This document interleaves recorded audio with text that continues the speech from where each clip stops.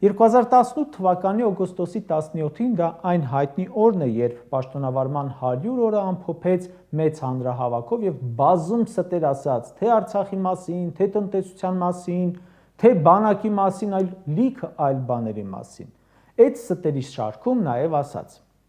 մենք երաշխավորում ենք ներդրումների անձեռնմխելիությունը։ Հայաստանի Հանրապետությունում բիզնեսով զբաղվող որևէ մեկը անհանգստանալու որևէ բան չունի։ Ոչ մեկի ձեռքից ոչ մի բիզնես չի խլվելու, ոչ մի գործարան եւ ունեցվածք չի խլվելու։ Մի ելույթ էլ հիշեմ դրանից օրեր առաջ, 2018 թվականի հունիսի 7-ին։ Մենք ներդրումային բարենպաստ միջավայր ենք ապահովելու։ Յուրաքանչյուր ներդրող Հայաստան մտնելուն պես պետք է պաշտպանված զգա իրեն։ Ուզում եմ հայտարարել, որ վարչապետի պաշտոնում անձամբ ինձ համարում եմ Հայաստանում իրականացված ցանկացած ներդրման երաշխավորը։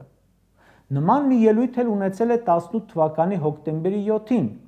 Ուզում եմ հավաստիացնել, որ նոր Հայաստանում որևէ մեկի մտքով չի անցնի փայ մտնել, նալոգներ դնել, կաշառք վերցնել, խնդիրներ ստեղծել։